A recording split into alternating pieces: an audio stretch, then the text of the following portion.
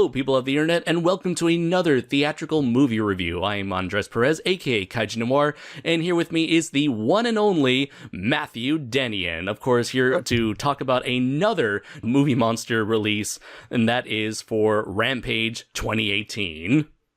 Yes, and I have to say, after you and I did both Godzilla, Planet of the Monsters, and Pacific Rim Uprising, I was really looking forward to doing this review. Absolutely, yeah. And unfortunately, we had to wait quite a bit because, unfortunately, for those of you who don't know, Japan is the last country to ever get any of these movie releases. I guess it's due to the fact that Japan isn't really like a movie-going country, and that the Japanese are only willing to watch a movie if it is popular around the world, or at least popular in America. So it's like, okay, so it looks like there's some clout behind this movie. I guess I'll go see it then. Of course, that didn't matter in the case of Black Panther, since hardly anyone paid attention to that movie here in Japan, but oh well, what can you do? It doesn't matter, because now we had, this current weekend just passed, and we had not one, but two giant monster releases. We had the second Godzilla anime, Godzilla City on the Edge of Battle, that was released, and at the same time, we had Rampage, Rampage 2018, the adaptation of the somewhat ongoing Midway Games arcade series that started in, 1986 with the original Rampage, and that later went on through a number of series and iterations before it finally came here. And you know what? Going into Rampage, I was honestly thinking that this would be kind of like somewhat the low point of all the giant monster stuff we had this year, because we had Pacific Rim Uprising, we had the second Godzilla anime, we had Mechagodzilla's cameo in Ready Player One, review coming soon, by the way, and of course Rampage. So I thought Rampage was going to be kind of like the low tier giant monster movie. However, to spoil my thoughts on the movie, it actually turned out to be the most enjoyable. Not counting Mechagodzilla's cameo, because I don't think that really, that doesn't warrant a comparison, because it's such a different beast altogether, pun intended. And, but yeah, it turned out to be the most enjoyable, because, you and I, we were rather miffed by Pacific Rim Uprising. Again, I feel like we were, like, among our friends, we're probably in, like, the minority, because, I feel like this was a movie that movie critic style people hated, but like giant monster fans generally liked. Oh well, what can you do there? But you and I, we had our issues with Pacific Rim Uprising, and then we had just real quick, guys, to reiterate, I thought it was okay. I thought it could have been a lot better. It certainly wasn't what I was hoping for, but. Again, just to spoil a little bit here, I thought Rampage was kind of the flip. I thought it would be okay, and I really enjoyed this film when we got into it. So. Yeah. And then there was like Godzilla City on the Edge of Battle, which none of you have seen at this point, but I saw it, and it sucked. Did you take my advice? Did you watch that first and then watch Rampage to kind of wash the bad taste out of it? Good. Did that help out? So much, man. It helped me so much, because I was so downtrodden by City on the Edge of Battle. It's like, I need a pick-me-up, I need a dumb, brainless, over the top monster movie to get that fix, man, to get what I need. And luckily, the very next day I went back to the movie theater, watched Rampage, and I had so much fun watching it, dude. And good. So yeah, I do want to know, before going into the movie itself, sure, how big of a fan of Rampage are you, or did you ever had any exposure to the Rampage series? Yeah, as far as a game, I was a kid coming out when it came out. I think I was probably it came out in '86. You said, so I was 6 when it first came out, and I will tell you that my brother and I played the heck out of that first game as kids, because it was easy for kids to play. There really wasn't much to it. In terms of it wasn't very difficult. There wasn't much story. At the time, I think it was really the only kind of giant monster game that there was. I guess we had from Neo Geo, we had what was it called, King of the Monsters. I want to see what year that was made.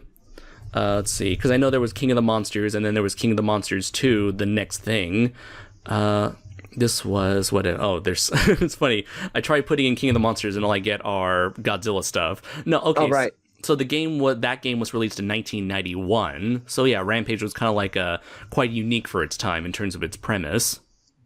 Right, right. And then it was enjoyable because it had the clear, like, George was supposed to be King Kong, and Lizzie was supposed to be, like, your Godzilla, and then Ralph was just a cool werewolf at the time. We always liked the game. I never honestly would have thought it would transition to a movie, which they did change up the premise a decent amount, but it worked well enough that it was a fun movie. So I'm very happy with it. Yeah. Did you ever had any exposure to the rest of the Rampage series? Not so much necessarily as we got older, because the games were like, I feel like they're a little bit more harder to come by. I played them more in this is going to sound crazy, in arcades actually. I would play them arcades. What are those? Yeah. For all you young whippersnappers who don't know, we didn't used to be able to turn on our Xboxes and connect with everybody else. You had to drive to an arcade and put your quarter down. We had to walk 15 miles to the nearest arcade machine, arcade establishment. Yeah, so did play quite a few there, put quite a few quarters down to be next in line.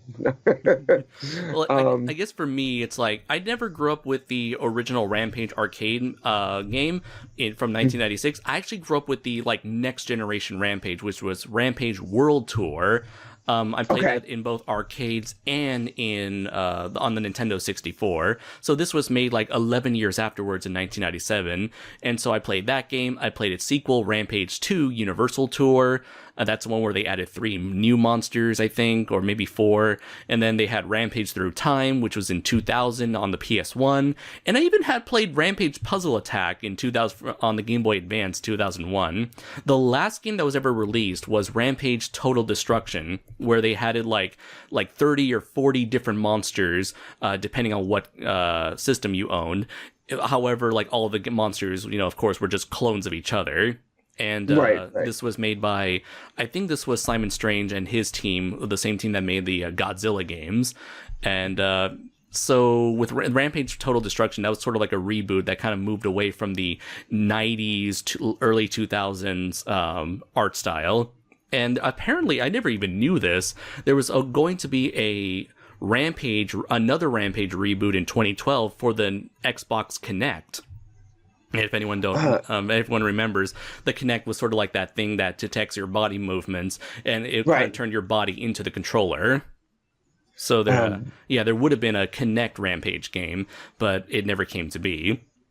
There's a new one out now, right? I know Dave & Buster's has it, in the arcade type format. I haven't played it yet, but it's on my to-do list. There is now, in 2018, there's a new Rampage game that's based on the movie, based on the game, and it features 3 players, so it's pretty much looking at the gameplay on YouTube, it looks like a more fast-paced iteration of the classic Rampage form, side-scrolling, building, destroying formula. So yeah, I'm actually honestly surprised that they decided to choose such a lower-tier video game for adaptation, but I guess they chose such a game that's kind of somewhat semi-obscure, because then there's not a whole lot of anticipation for this movie. In a way, Rampage kind of feels like the underdog in this situation, because no one was expecting a good Rampage movie, and because, it's been 12 years since the last game, not counting the recent arcade iteration. And even then, I guess not a whole lot of people really played the last game from 2006. So it's funny, most people, maybe the people who remember Rampage, they just they just remember the 1986 classic. And then you have people like me who grew up with the 90s version of Rampage. And even then, it's been so long that we've kind of detached ourselves from this game, because it's never been as prevalent as, say, Mario or Zelda, Sonic or Kirby or Mortal Kombat or Street Fighter. Right. I think that the producers chose well in picking Rampage for a number of reasons. One, like you said, because it's relatively obscure and not always in the public conscience, then people kind of remember it fondly, maybe, because we're all probably younger when we first introduced to it, because it is an easy game, pretty much in any of its iterations, to just kind of pick up and play, and it's a button masher, Right. Second, there's never really much of a story to any of the Rampages, so it's not something like a Resident Evil where fans are going to complain because they don't follow the story when they transition it to a movie very much. Right. So I think that helped them out too, that they had kind of an open format to work with. And then with the recent kind of mini resurgence of monster movies, in particular Kong and Godzilla, that this was a built-in pseudo Kong, pseudo Godzilla to put into a movie where people might buy into that as well. And they pulled it off fairly well. And then one thing I'm sure we'll talk about as we go is the crew that did this movie, I think, really took a look at the history of monster movies, and they picked certain elements that would remind fans, kaiju fans in particular, of some of their more favorite, maybe not as well-known monsters, where the general movie-going public is going to see this and be like, oh, that's interesting, but for us fans, we're like, oh, they got that from so-and-so, that's so cool, right? Yeah, I do agree with that, and the thing is, like, even though Rampage never had, like, a real story to begin with, it's kind of funny how they immediately changed the premise of the story, where you still have, at the end of the day, have a big gorilla, wolf, and reptile climbing a building, knocking it down, eating people, and, causing a whole lot of chaos and mayhem along the way. But, like, the whole backstory to these monsters is the thing that was the biggest departure. You still have an evil corporation. Instead of Scum Labs, you have some other generic evil corporation in this movie. But rather than creating some sort of scientific experiment that turns people into monsters, you end up having this experiment that turns animals into monsters. Now, this was like the biggest thing, and so anybody who was like a diehard fan of Rampage was probably going to be upset by this, because I guess, by having people turn into monsters, then that would kind of take away a lot of the charm and the ludicrousy and the goofiness of the games. But turning animals into monsters, that's sort of been a thing that's been done before. I want to say it's been done before in the past. Especially with the 1950s, where you had a whole lot of giant lizard, giant rabbits, giant bug movies, Food of the Gods especially, Right. I mean, even more recent things like Big Ass Spider, stuff like that. That kind of stuff. So, and regular animals turning into bigger animals, it's just, that's something that's like been a tried and true formula. So you big fans of the Rampage games might be upset with that. But for me, it's like, I don't really mind all that much. Because I still feel like maybe they did that because if you had a human, it would kind of be weird to introduce a human character only to then turn into a monster and never see that human again, and you're never going to see the humanistic qualities or maybe even the personality of that monster, of that human, shine through from the monster, with the exception of George, because he's an ape and that apes are more relatable to a human audience. Right. So I guess from writing... Go ahead. See, I also think if you're going to say for the writing standpoint, by having them just be animals to start, it really allowed them to move the plot along quickly, as opposed to like introducing people who would turn into monsters. It was a lot quicker to be like, okay, this animal's going to turn into a monster, and these two are going to turn into a monster, and okay, we're all to this destruction and crazy monster battles and stuff. Do you know what I mean? I think it was a little easier transition to do it that way. Yeah, I think so. So for this movie, we end up following not any of the monsters really, but instead we're following Dwayne Johnson's character. Let's see. It's funny because it's difficult for me to remember his character's name, but let's see. Davis. It's Davis. Yeah. So he's yes, Davis Okoye. I really want to know where that last name came from. But anyways. Yeah, it is a little odd. Yeah. So he's a primatologist. He works with primates in the world famous San Diego Zoo. So points there for having the movie start out in my own hometown. There you go.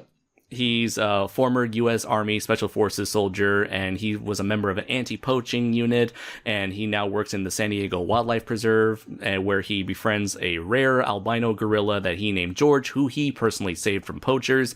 And one night, there's this big comet that crashes into the San Diego Zoo primate exhibit, where George is exposed to this sort of experimental chemical that ends up kind of editing his genetically editing his genes and his entire biological structure, causing him to grow bigger, more enraged, more aggressive, more erratic, and at the same time, pieces of this government experiment, as it's quickly revealed to be at the beginning of the movie, is sent elsewhere. It mutates a crocodile in like the Everglades. It ends up mutating a wolf in the Wyoming desert. So now all these monsters are running loose. And so Davis is trying to catch George in order to save him so that he doesn't end up being killed by the government, while also trying to, how would you say, get to the bottom of things. Meanwhile, right. The villains who are these like, one is like a snipe. There's like a brother and sister duo. One's like, the sister's more like headstrong and aggressive, while the brother is very snively and very passive. Both of them try to find a way to get the monsters to come to Chicago, where they are located, in order for the military to easily take care of them so that they can save their own asses. Meanwhile, they're also trying to take out Davis and his partner, what was her name? It was Naomi Harris. Yes, it was Kate Caldwell, played by Naomi Harris, and she is a genetic engineer who helped create the sort of, I want to say call it mutagen, only because I had like I'm thinking of Ninja Turtles in the brain. But she creates that chemical, and so she's trying to expose the evil company while trying to redeem herself and by teaming up with Davis. And along the way, they're also team up with Harvey Russell, played by Jeffrey Dean Morgan, who is a government agent who works with like this kind of crazy sci-fi stuff, apparently. And he ends up joining these two characters along the way and so all of this sort of backstory and all these like character motivations kind of eventually converge into this big giant showpiece with all the monsters not hooking up, but like getting together. Poor choice of words there. Getting together to cause as much mayhem and cause one giant rampage across Chicago. Yeah, and one thing that I think is important to point out is the relationship between I know it's Davis. I'm just calling him The Rock. It's just easier.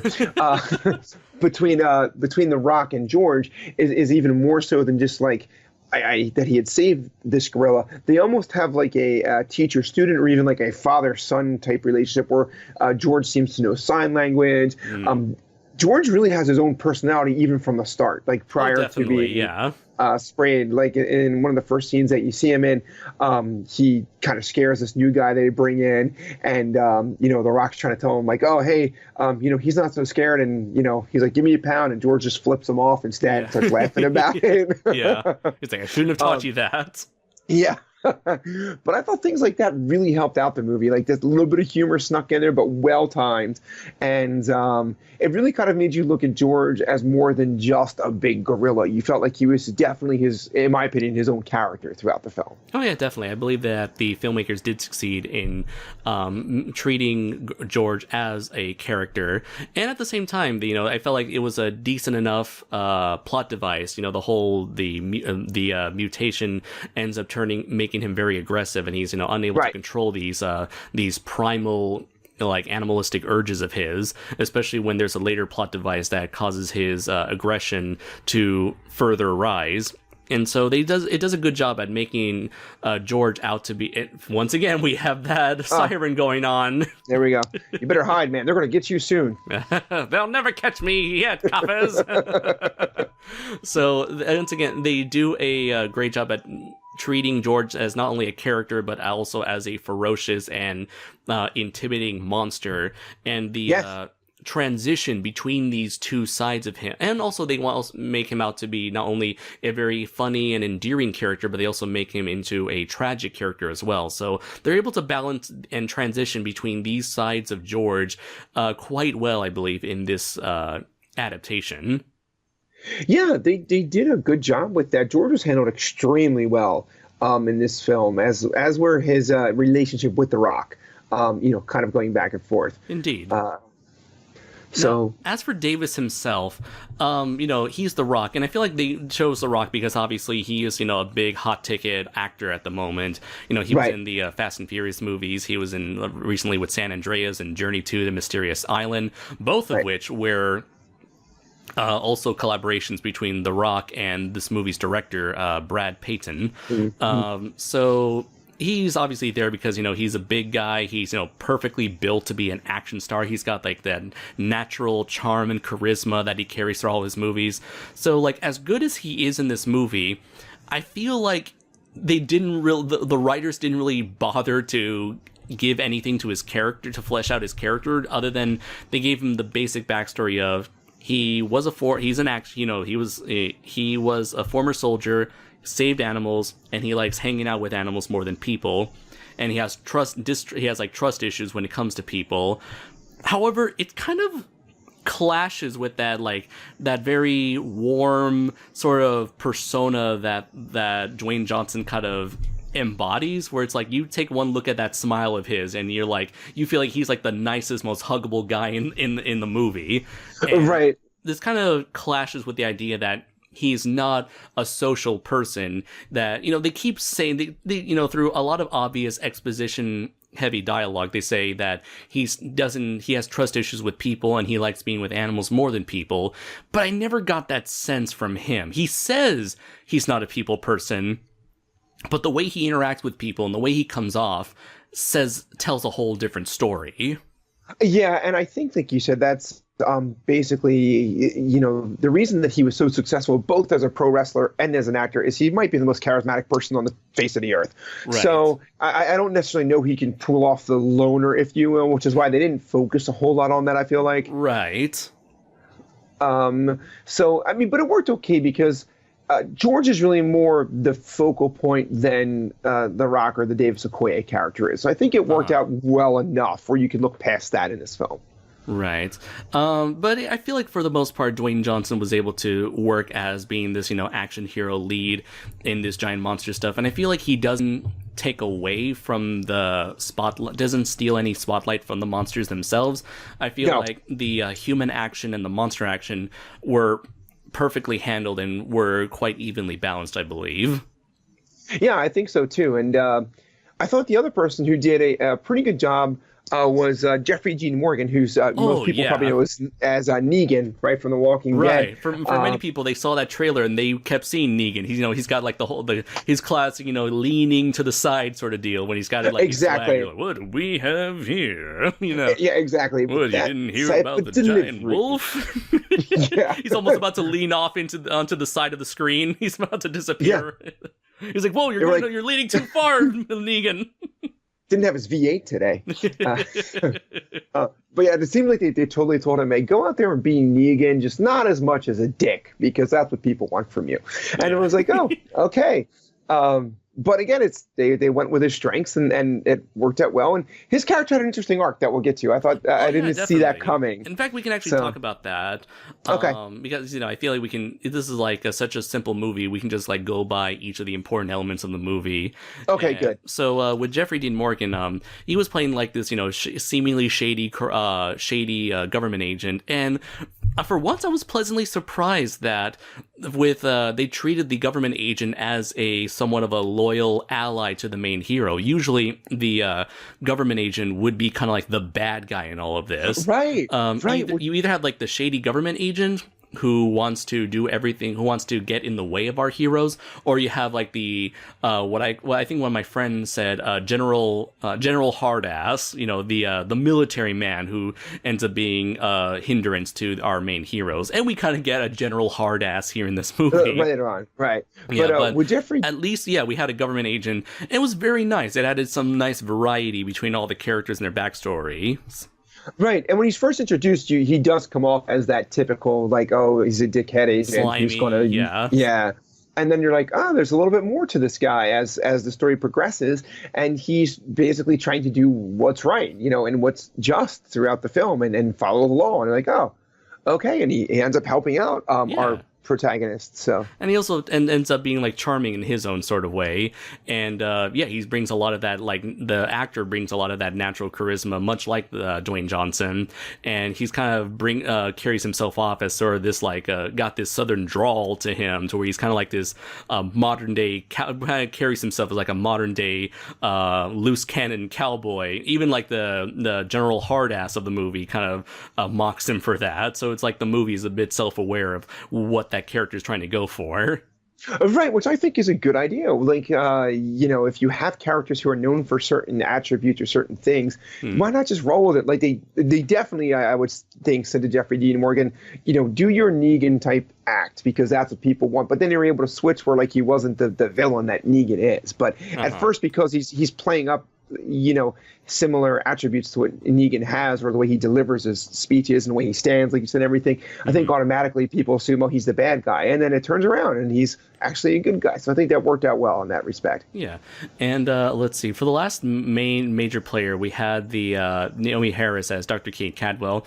There's not a whole lot I can say about her. I just feel like she was just mostly there to be the lead female, someone to give Dwayne Johnson's character to talk, someone to talk to, exposition, give exposition to the audience, so we know, okay, what is this weird little mutagen sort of thing, and where to come from, and what's happening to our friend.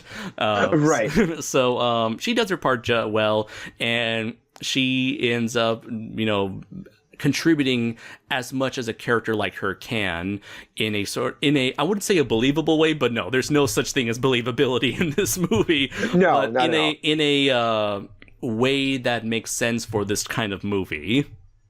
Right. She wasn't terrible, but she was just kind of there and filled a role. In fact, as I was watching this movie and thinking about how we're going to review it, I thought that the cast in this movie was worked in a very similar way to the one that Kong Skull Island did. I was thinking exactly that.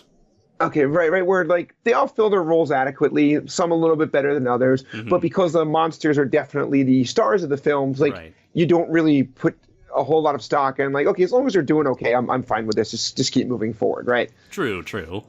And for, I want to say, what was it? I want to say, Dr. Kate Cadwell had this like backstory where like this sort of mutagen she was making, this sort of genetic tampering was made to cure people of diseases. Specifically, she was motivated by her brother, by who it was never stated, but I believe he seemed to have had cancer of some sort of terminal illness.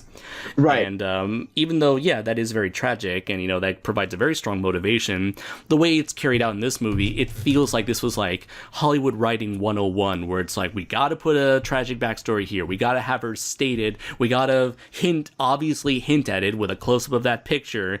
It just felt like, I guess when you're someone who has like the mentality of a writer or as a storyteller, you can see the beats of this story and start to say, okay, this is where they're going to do the exposition. This is where we're going to get character backstory. This is where we're going to get approach the climax. You start seeing it not you're not seeing it really as a story, but you're kind of seeing it. You're almost like seeing the movie, but at the same time, you're also seeing like the final draft of the movie as it's being typed. Right. Well, again, for this movie, it didn't take a whole lot of thought, Right. Yeah. It's such a simple story. It's like, you don't really get engrossed into the story. You're just saying, okay, this is point A, this is point B, this is point C. And I don't mean it as a bad thing in this case, because for the type of movie that they were making, that's kind of the type of plot that they needed, and they pulled it off well. Yeah. So you know what? Some people might want to lynch me for this, and some people might cry heresy, but this movie feels like a modern day Ray Harryhausen film. Sorry, I totally agree. Sorry, I didn't know that I offended you. Yeah. How dare you? Sorry. No. That comparison just gave me cancer. Buy a shirt, please. Charlatan. No, I actually agree with you so much that I was trying to take a sip of water and started choking because I agree so much. I absolutely thought that this entire film had and I agree with you. Some people get mad about this, but I thought it had a Ray Harryhausen film to it. I love Ray Harryhausen, my all-time favorite special effects guy. Totally, yeah. But I grew up with movies like The Beast from 20,000 Fathoms, Clash of the Titans, Jason and the Argonauts.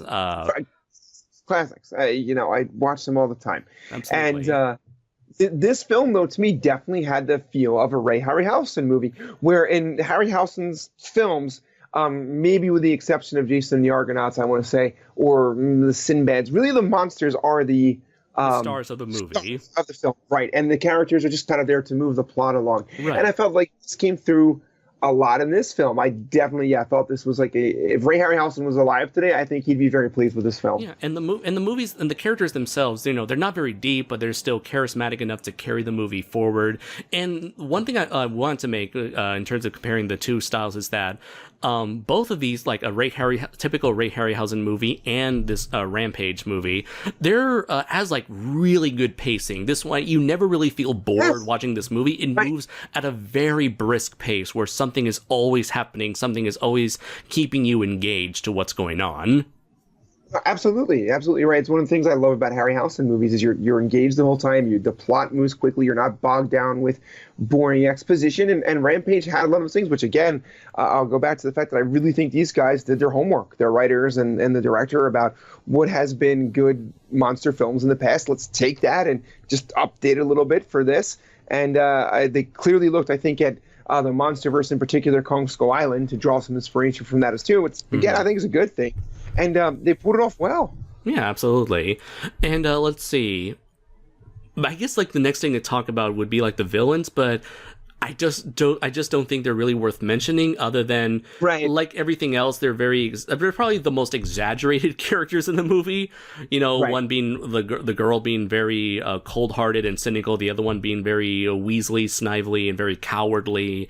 There's really not a whole much to say there, other than their comeuppance by the end is quite hilarious. Yeah, it was. They're kind of like almost your generic Saturday morning cartoon villains, almost, right? Does that sound about correct? Yeah. I feel like they were pretty much like an afterthought for this movie. Right. They're just, okay, we need a bad guy, let's make these guys the bad guys. And that's what they do. Because fuck corporations. Right, exactly. And their plot makes no sense. Like, why are they testing this stuff up in space in the first place? Doesn't, you think too much about it. But it's like, why do they want to make monsters big again? How did we go from curing cancer to making monsters for reasons? Right, they don't really explain that. Like, it's not really like a military person. But again, it doesn't matter to the overall plot because you're so focused on the monsters. Yeah. Oh, I did want to mention that I'm not sure if you noticed this. Maybe you did because they show it so prevalent. It's so prevalent in multiple shots that in the office of the bad guys, in the background, there's the Rampage arcade game in the background. Yeah, I did notice that, and you know what that made me think of watching this movie. And I'm going to mean this in a totally good way. But as I was watching that, I thought, you know what this movie exemplifies to me? Campy, corny, and cheesy. Yes. But it works. Yes. And I love this movie for it. Yes. I believe this movie does contain I guess we can call the entertaining trifecta of the three wonderful C's, the three magnificent C's, the deliciously delectable, cheesy, charming, and what did you say?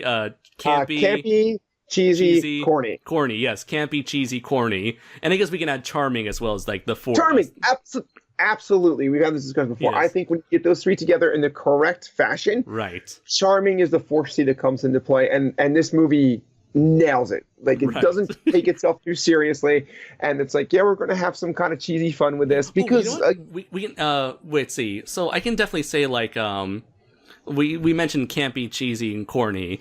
It does embody all of those things. So, like, if this was like a burger, this would be like a cheeseburger with like 3 layers of cheese, or like you have your mozzarella, you had your cheddar, you have your let's see, what's another one? I'm not a cheese person.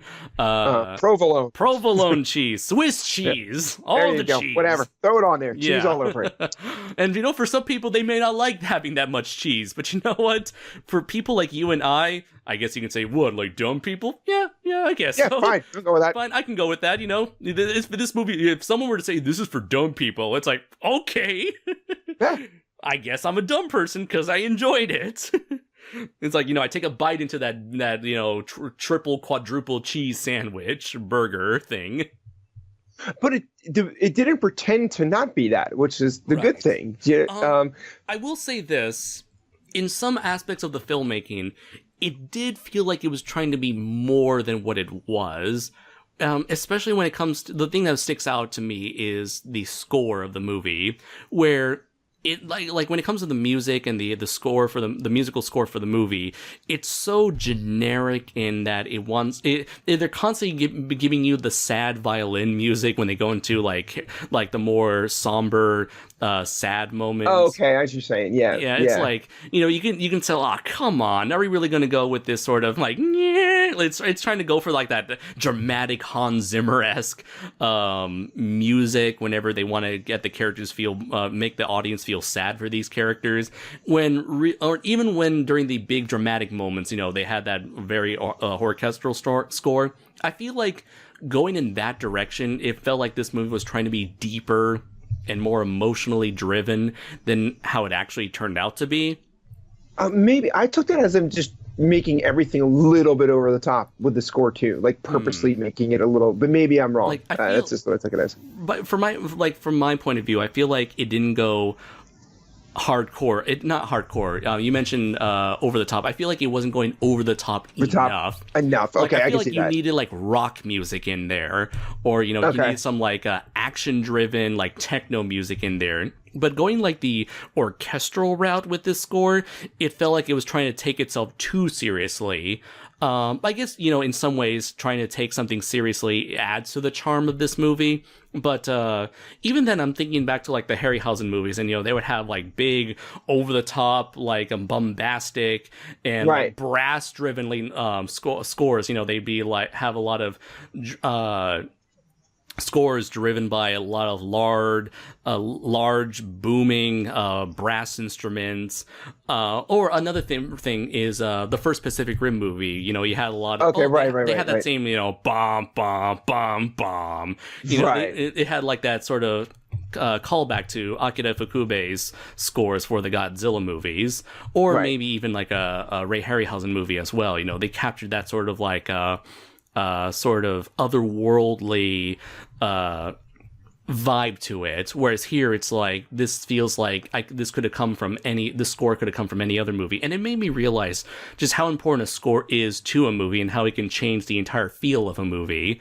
And so maybe other than that, there's probably the one biggest thing. Some people might think that I'm nitpicking because I'm criticizing the movie score, but I feel like the score adds a level of how would I say, not tension, but it adds a level of personality to the movie, and I didn't feel like it quite matched up with what the story and characters and all the filmmakers were really going for. I can see that, though. I mean, the score, especially in the case could be made for monster movies, that it really carries a lot. I mean, think of things like Jaws and Halloween, where like the score is, absolutely identifiable to the characters in the films, right? Yeah. So, they had like during the trailers and even in the ending credits, they had a remixed version of what was it? Smashing Pumpkins? Not Smashing Pumpkins. It was what was Nirvana? Really? Who was the one? Like, despite all my rage. That's Smashing Pumpkins, yeah. Oh, it is? Okay, well, I'm an idiot then. That's okay. You were a youngster in the 90s. I know these things. To be honest, I was never Nirvana. I was never a Nirvana or a Kurt Cobain fan growing up. Oh, okay. Yeah, my head was always stuck in the 80s when it came to music, thanks to my parents. But yeah, they had a Smashing Pumpkin remix and song, and I feel like that would have worked so much better in the movie itself rather than saving it for the ending credits. I can agree with that. I can definitely agree with that. Yeah, I feel like the movie the music needed to be more over the top to match the ludicrousness of what was happening on screen. Mm-hmm. Other than that, let's see, is there anything else to mention before we get into like the visuals? I don't think so. Yeah, I think that the visuals, the monsters and the rampaging and everything is probably the next thing. That's what people are turning into this, hopefully. Right. So. Okay, so first off, I want to say I love that they added the giant rat at the beginning of the movie.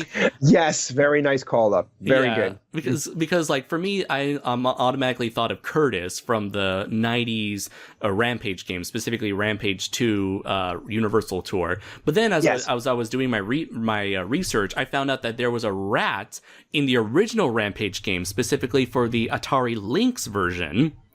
It wasn't called Curtis. Apparently, it was called Larry, and it was a special fourth character added to that version of the original Rampage game.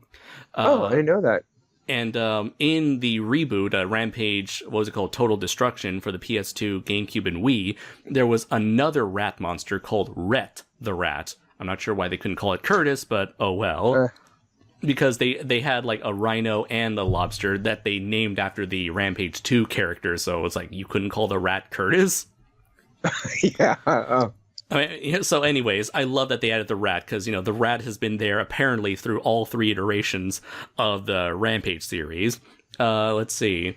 One thing I do want to say was I was surprised by how gory and violent this movie was, and I loved it. Yes, I was too. I mean, I expected destruction and action. I didn't expect the level of gore that we got. And one thing I don't think we mentioned is that the monsters do have kind of like a healing factor, not like Wolverine level, but still they could take a good deal of punishment and come back. True. Which led to a lot of the gore that came throughout the film, especially the kills. Like when you got to how the monsters were killed, no joke. I feel like they got as close as they possibly could to having the most violent movie ever for a PG-13 movie without going into R territory. I feel like they were really walking that line, and it's like, good. It's been a while since we had someone with the balls to make, you know, a very hardcore PG-13 movie, because in recent years, PG-13 has been like the go-to rating for a lot of summer blockbuster action movies, especially if you want to go for like a wider audience and get as much money as possible.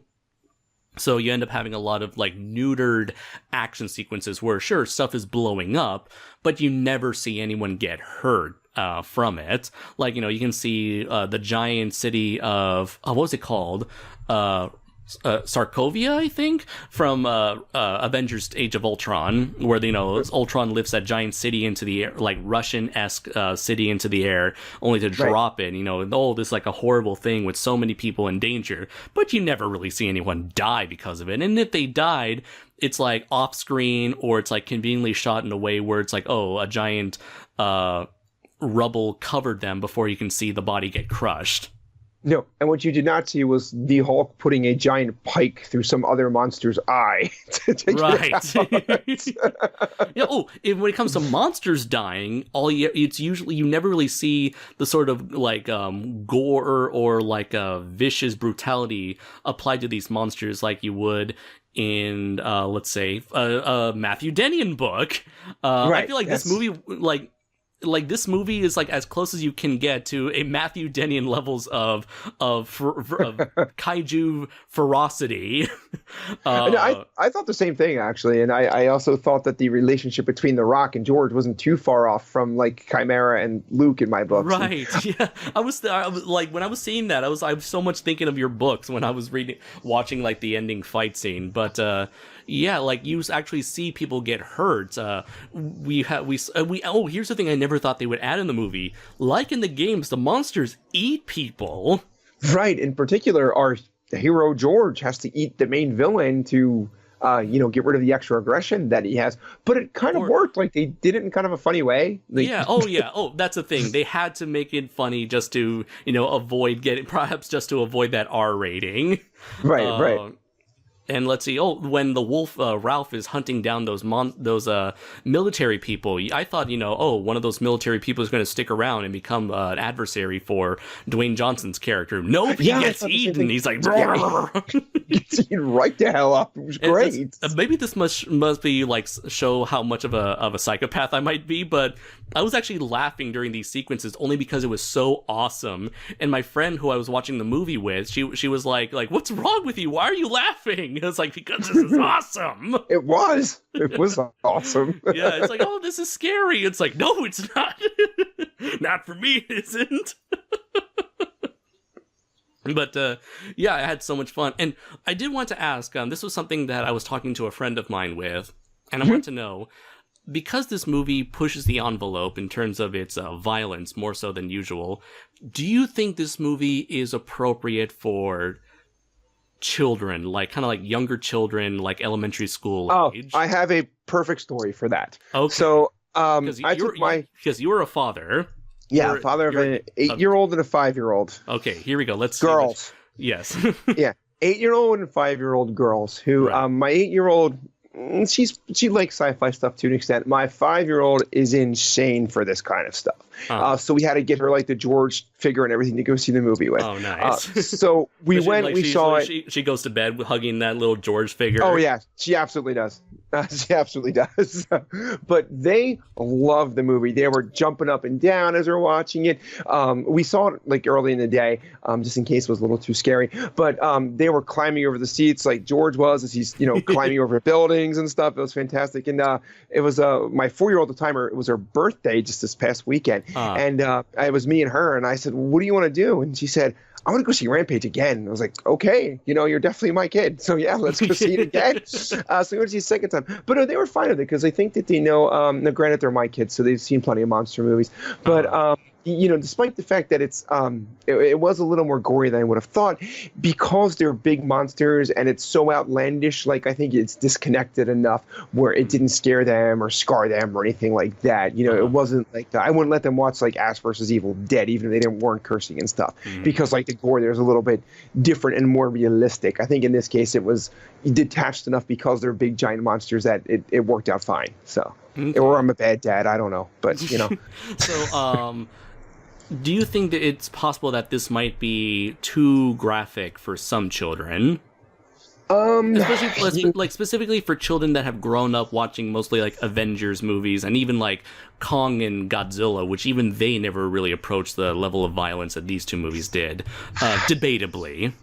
Yeah, it might be. I can see that being an issue. I mean, I don't want to get too serious here, but I never want to tell any other parents like what they should or shouldn't do with their kids, within reason. But yeah, unless they've seen stuff like this before, I do think Kong Skull Island had a few moments like this, like when he tears out the big one's innards and they kind of slop down onto the ground, type of thing. But yeah, we really haven't seen this level of gore or violence in a giant monster movie that I can think of off the top of my head. The closest I can think of is Jurassic Park. Yeah, that's what I was thinking. Maybe a Jurassic Park. Like the end battle scene was pretty bloody in Jurassic World. But it's nighttime, so it's hard to see. This is all done like in bright daylight. Yeah. During like the magic hour, as some cinematographers or photographers like to call it, where it's like the time when the sun is at its like brightest, during that like not quite sunset but approaching sunset level. Maybe like the 70s Kongs were pretty bloody, especially when Kong gets shot up like on top of the World Trade Center, or in the horrible King Kong Lives. He really gets bloodied up at the end of that. Or he's eating people, Right. Those might be the only thing I can think of that's comparable off the top of my head. So, but I still think it's okay enough. It's detached enough. Listen, my kids loved it and saw it twice. So, seemed fine. Can't wait till it comes out on digital so we can watch it again. So I think they'd be okay with it. All right, excellent. And let's see. I guess the last thing to mention are like the creature designs. So Kong, not Kong. See, I was already about to talk about this. So with George, they made him. They changed his design into being an albino gorilla, and it's pretty obvious that this was specifically done to make him distinct enough from King Kong, because we've seen King Kong. He was, he's been portrayed with black fur. He was recently portrayed with brown fur. George himself was portrayed with brown fur in the game, but I feel like making him an albino is definitely good enough. The only other albino gorilla we've ever seen was I think his name was Coco from Son of Kong. Chico, yes. Kinko, yeah. Son of Kong, yeah. I also thought the original Mighty Joe Young is more gray, but because it's black and white, it's hard to tell. Right, but and even then the remake itself was more black, natural color gorilla. Right, but I think George reminded me a lot of Mighty Joe Young. I mean, I've posted on a few Facebook things and stuff, which I think worked out well. And he looks a lot like the Peter Jackson King Kong in terms of his build, where he's more walking on all fours, and the MonsterVerse Kong is more like the Sasquatch type look, standing up straight. So. I do want to say that I think the size of these monsters, especially with George, is quite appropriate because unlike a lot of giant monster movies, they seem to be making their monsters as big as possible, like even to the point where in the anime Godzilla trilogy, they try to make Godzilla 300 meters tall, like the size of a mountain. Right. I'm really glad that they scaled things back and make these monsters big, but not too big to the point where they're unable to interact all that much with the human characters. And that's the key, and especially in George's case, where he's slightly smaller than Ralph and noticeably smaller than Lizzie, but it makes it better for him to interact with The Rock, who they're really, again, more like friends or something in terms of their interaction with each other, especially after George no longer has that extra aggression within him, and he needed him to be a size where that was doable with. Yeah, and it kind of helps. It gives him that like underdog vibe to him, going up against these like much bigger monsters. Right, absolutely. Yeah, and I think it makes sense that like Lizzie, the giant crocodile, would be the biggest one, considering that it ate and swallowed up the entire like canister of that mutagen stuff. Right, I think they didn't really explain it a lot in the film, but I took it as all three monsters were exposed to different amounts of the mutagens. Like George gets kind of sprayed, Lizzie seems to eat it. We don't really know what Ralph does, but he's slightly larger than George, right? Right. Maybe. Maybe just explores it a little bit more. Dogs will chew on anything type of thing. I took it as. So. And I'm very glad, like, in some cases, not so much with George, because, he's a very relatively normal-looking albino gorilla, but in the case of Lizzie and Ralph, because they want to make them more intimidating, more antagonistic, they added a whole lot of other, like, animal parts to their bodies. They had, like, especially with Ralph, he's got not only the porcupine spines, but he's also got the flying squirrel, like, leathery wings. To glide, actually, and it made it work naturally with his character, with his movements. No, they did well, and I'm sure you're thinking the same thing, and a lot of fans are. Very much reminded me of Varon, right? With the ability to have that flying squirrel type thing. Even the porcupine spines looked a bit like Varon's spikes going back. So, but I think it worked out well because it made them more like a kaiju, like a monster, a mutant, than just having them be big. Like a big wolf. Right. Okay. As for Lizzie, they gave her, or I'm not sure if it is a boy or girl, because Lizzie was always a girl in the movie, in the games. But I'll mention like Lizzie. She is featured with gills, and even like these large, fish-like fins on the edges of her gills, kind of like those web-like ears I was talking to you about earlier before. Those like Gorgo-style ears I see everywhere. Yeah. People have been talking a lot about Lizzie and what she reminds them of.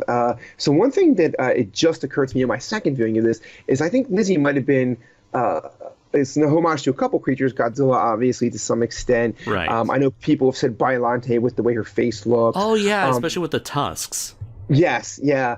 I thought maybe Jiger from the old Gamera series to some extent, but it really hit me watching it again with the frill is the old 1 million BC from like 1940 where they used to like glue a frill to an actual alligator. Oh yeah. Yeah, that's as I was rewatching, I was like, oh, that's really what it reminds me of. And maybe that's what they were going for a little bit, but they certainly hit on a lot of nostalgia with Lizzie and different monsters of that sort. But yeah, I was thinking 1 million BC with an alligator frill on it. So. Right. Okay, that's a very nice touch, if that was the case. And even not, that would be like an accidental act of genius right there. Yeah. And, I have no qualms with, Lizzie being a crocodile in this iteration. It's funny enough, in Rampage Total Destruction, there was a monster based on an alligator called Croc the Crocodile. In case you didn't know, Rampage Total Destruction was never that clever with names. Yeah. Rhett the rat, Croc the crocodile, Leo the lion. Well, I think that's Stan Lee approach, huh? Yeah. So anyways, but yeah, they added quite a lot of neat features to Lizzie, including that like spiked club tail. Yes, yeah, very like an ankylosaur, I guess, kind of Right. feel to it. She even had like kind of a spiked back, like Anguirus to some extent. Just looked really cool though. She just came off as being very cool and very intimidating because of how large she was in comparison to George and Ralph. Right, right. She's large and in charge. Yeah.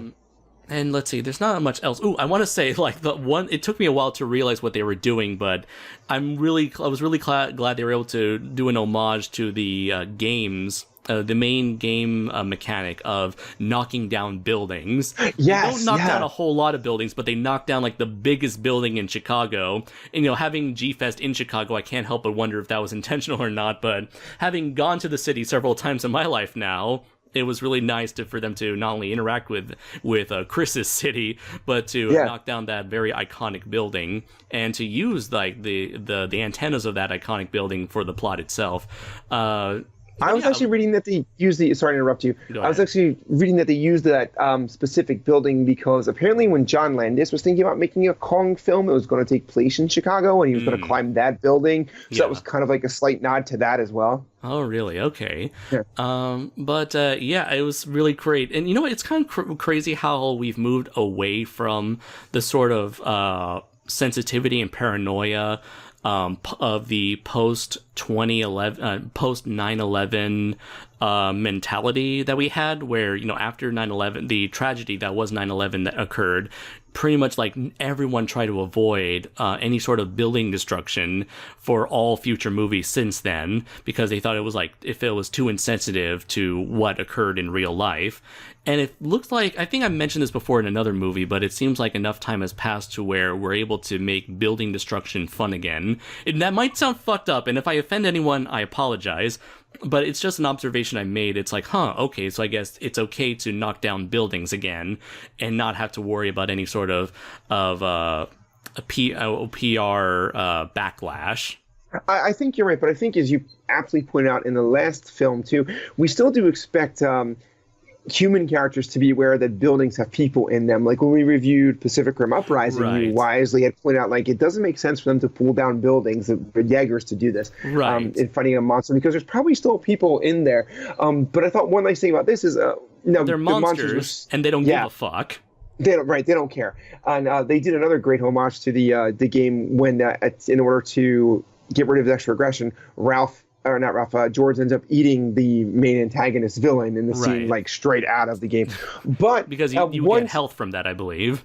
Right, yeah. But once George was back to his normal self, he and The Rock did make it a point to try to save lives, unlike in Pacific Rim Uprising, where they just didn't give a crap.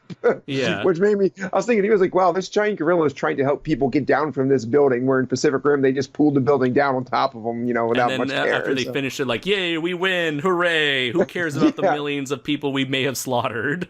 Right. Yeah. Where George is trying to help people out of the rubble, Like, what did you do, guys, from Pacific Rim? Oh, wait, only 2 of you are alive. 3 of you are alive. Yeah. Some of you.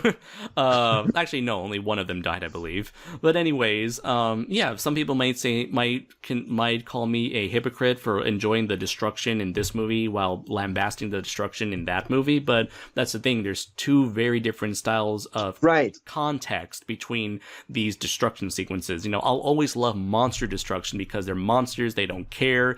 They see these human things as like insects to them, and that's really cool to see. For humans, they're humans. They're supposed to sympathize with other humans. You expect them to defend other humans. Exactly.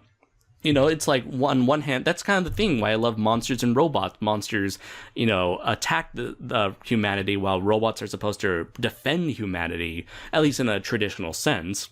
And so I expect 2 different styles of enjoyment from those 2 different styles of big creature, big giant, spectacle-driven pieces of entertainment.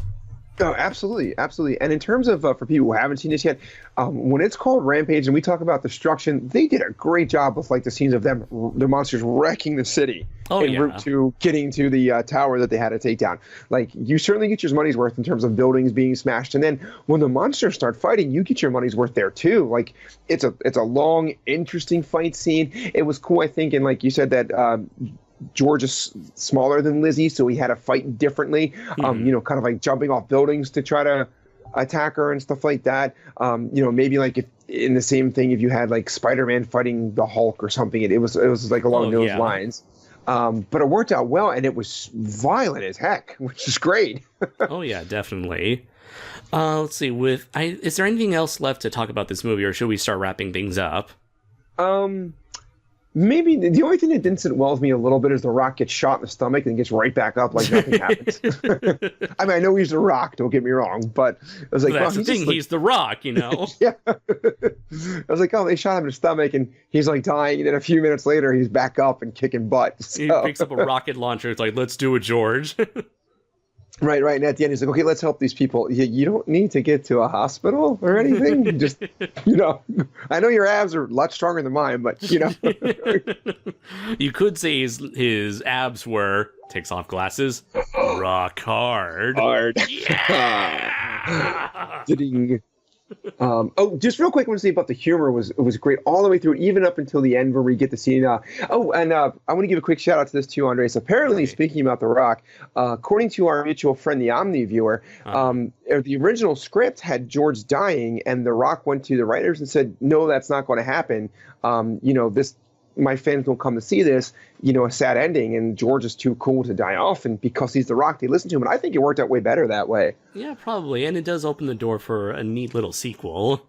Yeah, but okay. If this movie ends up earning enough money for a sequel. I think because I'm looking at it right here, apparently it was made for 120 million, and right now it's grossed 407. So even if they doubled the budget, yeah, they still have cleared almost $200 million?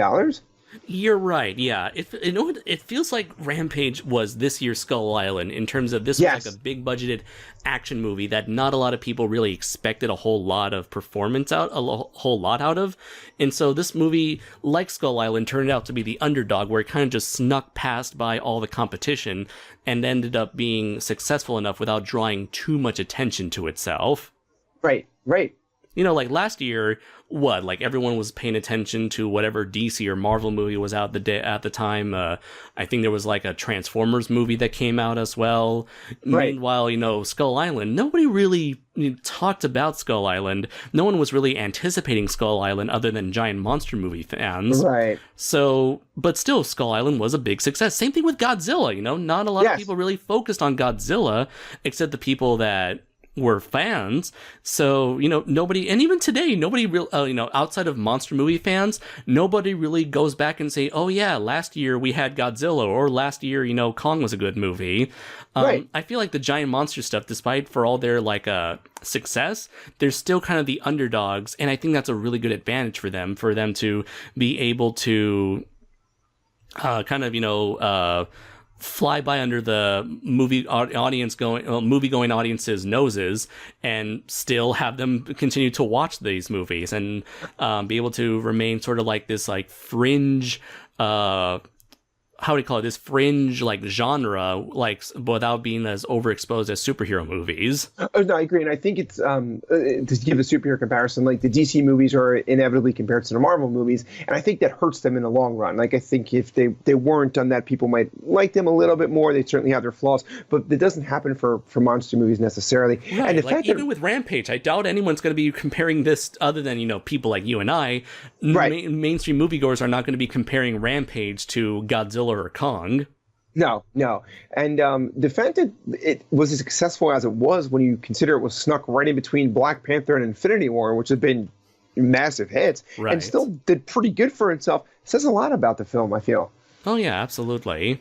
So, yeah, it looks like, if there might be a sequel to this, and if it would be very cool to see, like, George go up against... who are the name? Well, I forgot their name. I think it was like Boris the Rhino, Ruby the Lobster, and we already saw the rats, and that rat's already dead. But there's the other rat that they kept carrying around, and that could be Curtis. Yeah. Yeah. So it would be cool. And you know what? They eventually introduced aliens at the end of Rampage 2 Universal Tour. Who knows? We might have that. Yeah, I'd be happy to see a Rampage sequel and see what they do. George was engaging enough where I liked him and want to see more from him, and he was funny. Yeah, I'd really like to see a Rampage sequel, hopefully. Mm-hmm. Let's see. So, anyways, I believe we have kind of come to the end of things. So, what would your overall thoughts be and your final rating for Rampage? I think a highly entertaining movie where you don't have to put a lot of thought into it. I think I'd give this a solid 4 out of 5. You know, it's not a perfect film by any stretch, but it's certainly, and people said this a lot, it's fun. It's just a fun movie. Absolutely. I feel like this movie is great. I didn't feel like it kind of approached the levels of Kong Skull Island, which I believe is still like the best modern day giant monster movie. I agree. Let's see, but I still feel like it's a solid enough movie. It does what it needs to do. It may not be all that memorable in the long run, but at the moment, it's going to provide a lot of fun for people. And you know what? I understand that this is not everybody's cup of tea. And for some people, they may think it's stupid or it's too simplistic, it's too silly. You know, they want some more depth. But, you know, this movie knows what it is, and it's for a particular audience. And you know what? For people like Matt and I, we enjoyed it. And so... I would definitely say recommend this movie for anyone who just wants a fun time, wanting nothing but wanton and destruction. I am still a little bit hesitant for younger kids to check out this movie, but you know, if you're someone who has watched some stuff like Jurassic Park or even more violent movies from the 80s, which are more like hardcore PG-13 stuff, then I would highly recommend it. So I would give it a 3 out of 5, but I would give it it's a very strong 3 out of 5, where it does what it does. It doesn't do a lot, but what it does it very well, I think. Yeah. So yeah, I would highly recommend any monster movie fan to watch it, or anyone who watches the trailer, and if any of that seems up your alley, then check it out. Or if you happen to be a fan of Skull Island, then check out Rampage, because I've noticed that sort of a thing where people who didn't like Skull Island, they didn't like Rampage. People who did like Skull Island, they liked Rampage. So yeah, that's pretty much the thing. If you liked last year's Big Monkey movie, you're gonna love this year's Big Monkey movie. Yeah, in fact, it's kind of reminded me of a well done. Do you remember, like in the 70s? Well, you don't remember, but if you look back, there would be like when Kong 76 came out. There was a lot of other similar type films like The Peking Man and The Horrible Ape that came out. Yeah. I think this was kind of in that same type of vein, where it's like, yeah, this movie did well. Let's just do it a little bit differently, but the same type of thing. But they pulled it off well. Where Rampage is really well done and enjoyable, and if you like Kong Skull Island, like you said, I think you'll enjoy this movie as well. Yeah, you know what? I feel like even in the long run, Rampage may be able to make its own identity out of all the other giant monster movies. Where sure, it borrows a lot from a lot of elements from other giant monster movies, but I feel like so far with its current tone and style, I feel like it's going for a more like somewhat crass, violent, not raunchy per se, but very hardcore sort of we don't give a fuck sort of mentality. And if they were to push that further in the sequel, I feel like they will make a name for itself and be able to truly stand on its own away from like the likes of Godzilla and Kong. Yes, and I think one thing that interests me a lot about this, I guess, like in sort of like giving it like a raw sort of how would you call it, like very raw action. Yeah, and I think one thing I really liked about this, and I'd be interested in your opinion, is I think you and I and a lot of other people in general feel like, unfortunately, the door might have closed on Pacific Rim as a franchise with Pacific Rim Uprising. Yeah. But I think Rampage opened up another potential door for a giant monster franchise, aside from the characters that we love in Kong and Godzilla and others. Right, yeah, I do feel like that is definitely possible for a new avenue to open up for the giant monster subgenre of science fiction. Right. All right, then. So those have been our thoughts for Rampage, the 2018 video game adaptation movie. Oh, yeah, I forgot to mention, this may be potentially the best video game adaptation ever. Yeah, I think so. I think it definitely could. Did you see... Suck on that, Prince of Persia! Yeah, sorry. Did you see... You forgettable piece of trash! Did you see what Dwayne "The Rock" Johnson posted about that? He said the same thing. I think this might be the best video game movie ever. And I would know. I was in Doom. The people behind Doom kind of tweeted back, Dwayne. That is great. But you know what? It's not a very big accomplishment, given how low the bar is. No, agreed. You know what, Rampage, it's not a great, fantastic movie, so I feel like, again, it's the underdog movie. It's a giant monster movie. These things, not a lot of people pay attention to giant monster movies as much as superhero movies. So I feel like not a lot of people are really going to say, oh, this movie doesn't count. There was no story to adapt from this game. So I feel like people are not going to really look at this as the best video game movie for a while. People are just going to say, are still going to make the complaint that there's no good video game movies, given how underappreciated giant monster movies are in general. But for us movie fans and video game fans and monster fans, we have Rampage to held up in high regard if you're a fan of this movie. Which, again, if you disagree with us, that's perfectly fine. Yeah, exactly. We understand if people don't like it. I can see where there would be flaws. I, however, really enjoyed it. So yes, so that's all we can really appreciate and take from this. Yep. So at the end of the day, where can people find you, Matt? You can find me on Facebook as Matthew Dennion and Matt Dennion. And of course, you've heard us say this many times. Please follow us on the Kaiju vs. Cancer Facebook page. We are doing really well. We've raised just under $700 in 2 shirts. So a big thank you to all of our supporters out there. And we hope to have a new shirt out for you soon. Wilson Ramos is doing it, who does the Team Kaiju comic book. So it should be really cool. All right, excellent. And you can find me, of course, on Facebook, either through our group page that I moderate called Toku Legion, or through my own personal Facebook page. You can find me on Instagram under Kaiju Noir. And I recently opened up a SoundCloud account where I put all of our longer podcast formatted reviews, such as this, on the website. So if you ever want to listen to us on a purely audio level, you can check this review and many more out on SoundCloud.